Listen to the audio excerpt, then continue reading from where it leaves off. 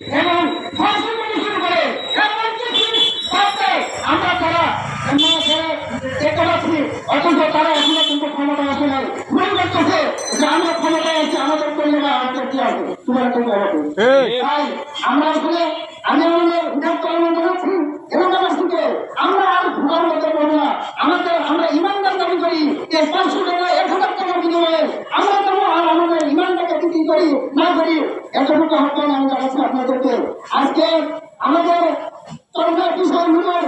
আমাদের একটা যারা শ্রমণ করেছেন সেটা হলো ক্রিয়ার পদ্ধতি এই ক্রিয়ার পদ্ধতিতে যদি নির্বাচন হয় বাংলাদেশে কোনো দুর্নীতি করা যায় দুর্নীতি ঠেকানোর জন্য আমাদের ইসলামী যারা দল আমরা ইসলামী দল করতেছি তাদের আমরা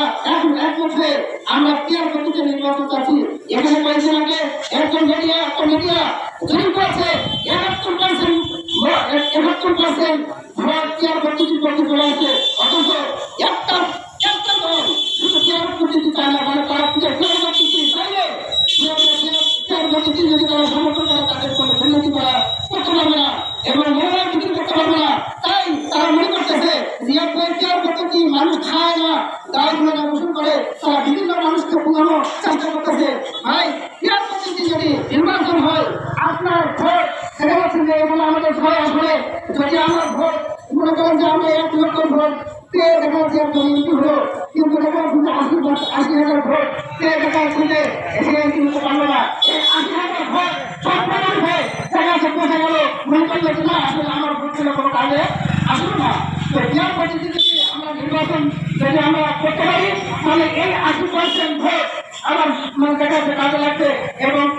80% না যদি 1% যদি ভোটে পায় কোনো দল তাহলে 1% ভোটও সেই তাহলে অন্তত 30 জন প্রতিনিধি সেখানে 300 আসলে 1% মিলে 3টা প্রতিনিধি সংসদে চলে যাবে আর যখন এই ধরনের পার্সেন্ট অনুযায়ী যখন সব চলে অংশগ্রহণ করে যখন পার্লামেন্ট হবে তখন কেউ এই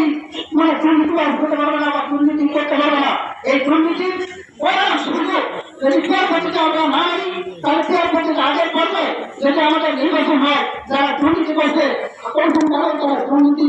সঠিকে বার করে না এবং যে জনগণের যে ভাগ্য পরিবর্তন হবে না যে অবস্থায় থাকবে সেই অবস্থায় কিন্তু জনগণের থাকে কিন্তু আসলে মানে পুনর্নতি করার কোনো সম্ভাবনা নাই তাই আসুন আমি আমাদের করার মতো রাখি এই 93% মুসলমানের কাছে আগামীতে আমরা আসলে সব দলের আমরা দেখছি আসলে ক্ষমতায় তারা ছিল জনগণের কতটুকু কি কাজ করছে আমরা আসলে সবাই আমি চাই কিন্তু আপনি এবং আপনাদের আমি অনুরোধ জানাবো আগামীতে যদি ইসলাম ক্ষমতায় আসে সবাই কিন্তু ভালো থাকবে যদি মানুষ যারা থেকে থাকছে তারা সবাই কিন্তু ভালো থাকবে দেখেন যারা এখানে ইসলাম ক্ষমতায় আসলে কি হয় আমাদের একজন পাইছি না ভাই আমাদের একজন ইসলাম